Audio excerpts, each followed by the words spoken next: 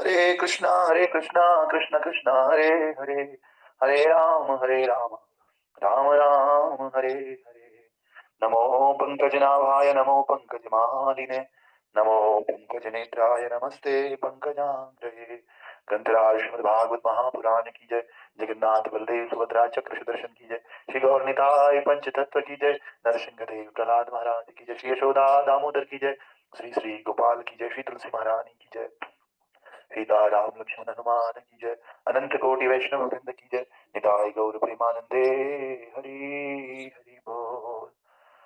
तो आप सबका स्वागत श्रीमद् भागवतम की कक्षा और श्रीमद् भागवत महापुराण का दूसरा स्कंध और इसका अध्याय संख्या 7 और श्लोक संख्या 19 जो इस प्रकार से है। तुभ्यं च नारद वृषं भगवान् विवृद्ध भावेन साधु परितुष्ट उवाच योगम् ज्ञानं च भागवतमात्मसत्त्वदीपम् यद् वासुदेव शरणः विदुरस्य चैव।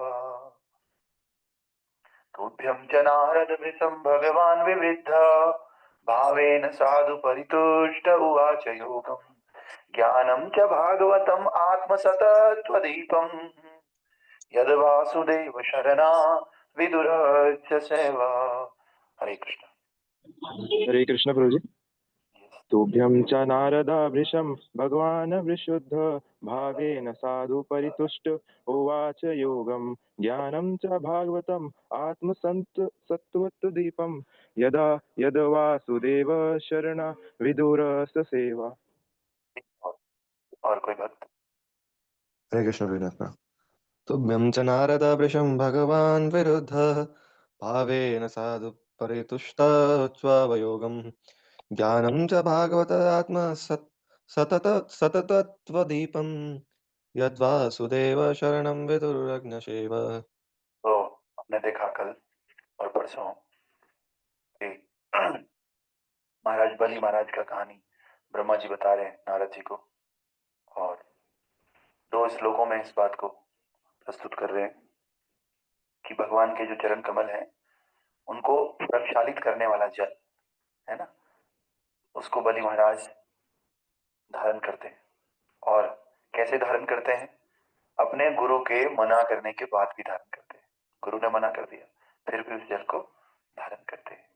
और जो राजा है अपने वचन को पूरा करने के लिए जो बलि भगवान को दिया वामन देव को, तो उसके लिए अपना पूरा शरीर भी समर्पित कर देते हैं। अरे अगर सर वाला पार्ट समर्पित कर दिया इसका मतलब सब कुछ समर्पित कर दिया। हम वही तो करते हैं, हाथ कभी कभी सेवा में समर्पित कर दिया, कभी पैर समर्पित कर दिया, लेकिन अपने माइंड को कभी भी भगवान के चरणों में समर्पित नहीं करते। अपने ये जो हेड वाला पार्ट, सारी ग्लैंड, सारा कंट्रोल हमारे हेड से होता है ना, माथे से। वो माथा जब बलि महाराज ने कर दिया समर्पित भगवान को, तो इसका मतलब पूरा शरीर समर्पित कर दिया। तो ऐसे महापुरुष के लिए भगवान पति ब्रह्मा जी बता रहे हैं कि स्वर्ग के साम्राज्य का भी कोई महत्व नहीं। आपके पास कितना ही बड़ा साम्राज्य आए, लेकिन पता चला कि आपका शरीर नहीं रहेगा, तो आप किसको बचाओगे? साम्राज्य को बचाओगे या शरीर को बचाओगे? तो जो शरीर समर्पित कर सकता है उसके लिए साम्राज्य देना कोई बड़ी बात नहीं है। साम्राज्य का कोई वैल्यू नहीं है शरीर के सामने। जो आज का श्लोक है तो अर्थ इस प्रकार से है। हे नारद, तुम्हें भगवान ने अपने हंस अवतार में ईश्वर के विज्ञान तथा दिव्य प्रेममय सेवा के विषय में शिक्षा दी थी। वे तुम्हारी अगाध भक्ति से अत्यधिक प्रसन्न हुए थे। उन्होंने तुम्हें भक्ति का पूरा विज्ञान भी अत्यंत अच्छे ढंग से समझाया था, जिसे केवल भगवान वासुदेव के प्रति पूर्ण समर्पित व्यक्ति ही समझ सकते हैं। तो इसके बाद बलि अवतार खत्म, बलि महाराज का खत्म। अब अगला अवतार बता रहे हैं हंस अवतार, है ना। तो ये हंस अवतार सतयुग में हंस अवतार भगवान थे, है ना। सतयुग के भगवान है हंस अवतार। तो ये हंस अवतार हुआ था, तो इसका वर्णन जयदेव गोस्वामी ने नहीं किया, है ना।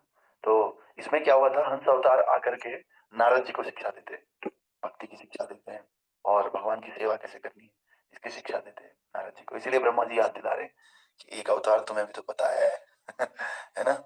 नारद जी ने देखो तुम्हें शिक्षा दी थी, उनका नाम है हंस अवतार। वे तुम्हारी अगाध भक्ति से अत्यधिक प्रसन्न हुए थे। और नारद जी भगवान के भक्त हैं, तो इनकी भक्ति से वो बहुत प्रसन्न हुए थे और उन्होंने तुम्हें भक्ति का पूरा विज्ञान भी अत्यंत सुबोध ढंग से समझाया था। और उन्होंने तुम्हें भक्ति के बारे में भी समझाया था हंस अवतार ने, जिसे केवल भगवान वासुदेव के प्रति पूर्ण समर्पित व्यक्ति ही समझ सकते हैं। और कैसा है वो ज्ञान भक्ति का, उसको कौन समझ सकता है? उसको वही समझ सकता है जिसने भगवान वासुदेव के प्रति पूरी तरह समर्पित कर चुका है, वही समझ पाएगा। समर्पित नहीं किया तो नहीं समझ पाए, है ना। हम लोग समझाते हैं लोगों को, लोग समझते हैं? नहीं समझते, क्योंकि उन्होंने पूर्ण रूप से खुद को वासुदेव के प्रति समर्पित नहीं किया। तात्पर्य भाई अर्चनीय बंदनीय प्रातः स्मरणीय जगत गुरु श्रील प्रभुपाद द्वारा। श्रील प्रभुपाद की भक्तिमय सेवा तथा भक्त दो परस्पर संबंधित पद है। एक है भक्त, दूसरा है भक्तिमय सेवा। तो भक्तिमय सेवा एक प्रोसेस है ना, और भक्त क्या है? नाउन। भक्त एक व्यक्ति है ना। जब तक कोई भगवान का भक्त नहीं होना चाहता तब तक वो भक्तिमय सेवा के गुण रहस्यों को कैसे जान सकता है? मेरी इच्छा नहीं है डॉक्टर बनने की, तो क्या मैं डॉक्टरी की पढ़ाई सीख जाऊंगा? इच्छा ही नहीं है, वैसे नहीं। ऐसे ही अगर हमारी इच्छा भक्त बनने की है तो हम भक्तिमय विज्ञान को भी समझ जाएंगे। जिसकी इच्छा नहीं है वो कभी नहीं समझेगा। तो इसलिए भगवान श्री कृष्ण ने अर्जुन को श्रीमद् भगवत गीता अर्थात भक्ति का विज्ञान समझाना चाहा था, क्योंकि वो उनका न केवल मित्र वरन महान भक्त भी था। संदेश ये है कि सभी जीवात्मा वैधानिक रूप से परम व्यक्तित्व पूर्ण पुरुषोत्तम भगवान के अंश होने के कारण कर्म करने के लिए कुछ सीमा तक स्वतंत्र भी है। हम लोग ऐसे नहीं हर समय भगवान के कंट्रोल में, हम लोग कुछ सीमा तक स्वतंत्र भी फ्री है ना हम लोग। हाँ, अतः भगवान की भक्ति में प्रवेश पाने के लिए प्राथमिक आवश्यकता यह है कि मनुष्य अपनी स्वयं की इच्छा से सहयोग दे और पहले से दिव्य भक्तिमय सेवा में लीन हुए लोगों के साथ स्वेच्छा से सहयोग करे।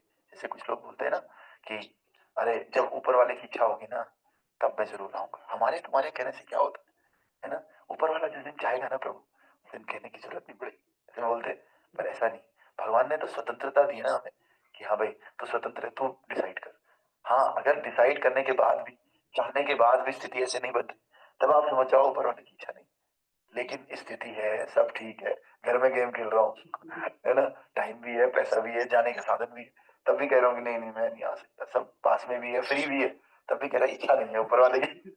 ऊपर वाले की इच्छा नहीं तब तो तुम्हें फ्री किया, तब तो तुम्हें साधन दिया जाने का, है ना। लेकिन आप बिल्कुल तैयार हो रखे हो और तब तक कुछ गड़बड़ हो गई, तब आप कह सकते हो हाँ ऊपर वाले की इच्छा नहीं थी। जब वृंदावन जाना था ट्रेन ही छूट गई, बस भी नहीं मिली, कुछ नहीं मिला, वापस घर लौटना पड़ा, मान लिया, तब आप कह सकते हो हाँ ऊपर वाले की इच्छा भी नहीं थी। अभी राधा रानी हमें बुला नहीं रही, क्यों नहीं बुलाएगी वो तो राधा रानी तो चाहती है कि हम सब भगवान से कनेक्ट हो जाए, हम सब संसार में भटक रहे हैं, इस संसार से मुक्ति हमारी हो, है ना। वो तो चाहेंगी आओ आओ तो इस तरह से, है ना। फिर कह रहे हैं कि ऐसे व्यक्तियों को सहयोग प्रदान करने से प्रत्याशित भक्त क्रमशः भक्ति की विधियां सीख सकेगा।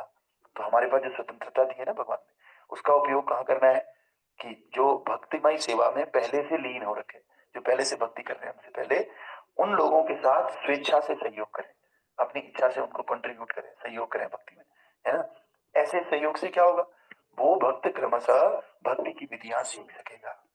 अगर वो साथ में रहेगा, आएगा बार बार, तो वो क्या सीखेगा, अच्छा ऐसे करना है, वो माता जी ऐसे कर रही थी या प्रभु जी ऐसे कर रहे थे, और धीरे धीरे ज्ञान प्राप्त करके भौतिक संगति के कलमश से मुक्त हो जाएगा। अब उसे धीरे धीरे ज्ञान होगा, अच्छा ऐसे करना है, अच्छा ऐसे होता है, वह हो गया मुक्त, है ना।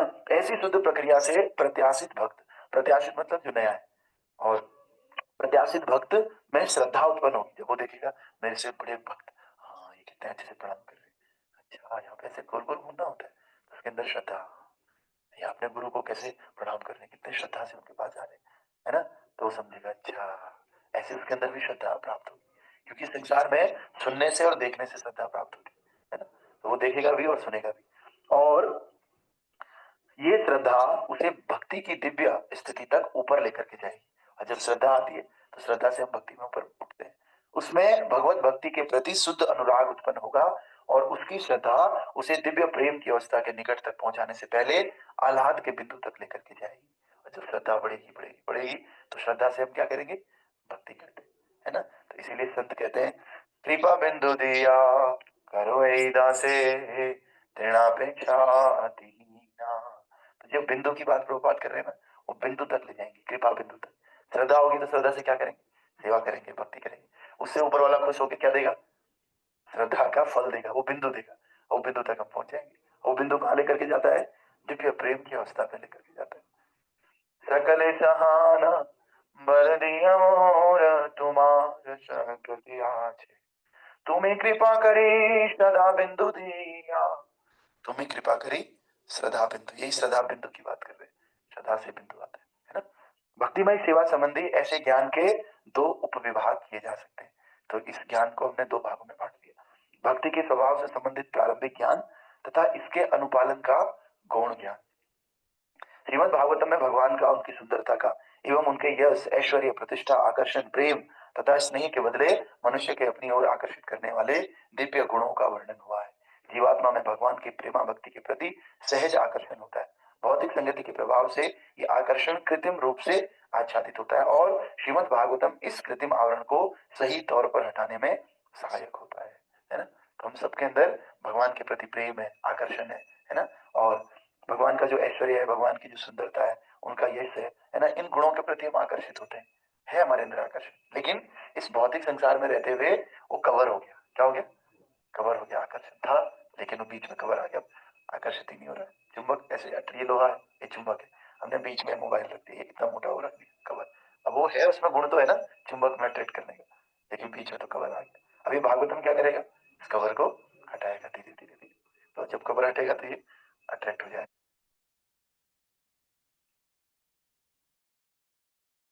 तो हरे कृष्ण कृष्ण कृष्ण हरे हरे, हरे राम राम राम हरे हरे, हरे कृष्ण कृष्ण कृष्ण हरे हरे, हरे राम राम राम राम हरे हरे। तो और अतः इस श्लोक में विशेष उल्लेख किया गया है कि श्रीमद् भागवतम दिव्य ज्ञान के दीप के समान। भक्ति में दिव्य ज्ञान के ये दोनों उपविभाग उन व्यक्तियों के समक्ष प्रकट होते हैं जो वासुदेव की शरण में जा चुके जीव हैं, है ना। जैसा कि श्रीमद् भगवत गीता में कहा गया है, वासुदेव के चरण कमलों में पूर्ण रूप से समर्पित महापुरुष अत्यंत दुर्लभ, बहुत दुर्लभ। तो दो तरह की चीजें मैं समझाऊं इसमें। एक है भक्ति के स्वभाव से संबंधित प्रारंभिक ज्ञान, जो शुरुआत में ज्ञान होता है ना हमारे स्वभाव से रिलेटेड, और दूसरा होता है उसके अनुपालन का गौण ज्ञान। मतलब एक तो है हमें ज्ञान की भक्ति करनी है, भगवान से संबंधित है, ये शुरू वाली अवस्था है। दूसरा ज्ञान क्या है? जब हमने इसको पालन किया, पालन करते हैं ना, तो पालन करने से क्या होगा? भक्ति का दीपक जलेगा हमारे हृदय में। तो वो दो ज्ञान, ये दोनों ज्ञान किसको होते हैं? केवल जो भगवान की शरण में आता है, जो भक्त बनना चाहता है। जो भक्त बनना ही नहीं चाहता है वो संबंध जान के क्या करेगा? कहता मुझे नहीं जानना, है ना। तो इसलिए ये दोनों के दोनों ज्ञान उन व्यक्तियों के समक्ष प्रकट होते हैं जो वासुदेव की शरण में जा चुके हैं, है ना, ये जानने की इच्छा रखते हैं। ठीक है। ग्रंथराज श्रीमद् भागवत महापुराण की, श्रील प्रभुपाद की, कोटि वैष्णव वृंद की जय। गौर हरि प्रेमानंदे हरि हरि बोल। तो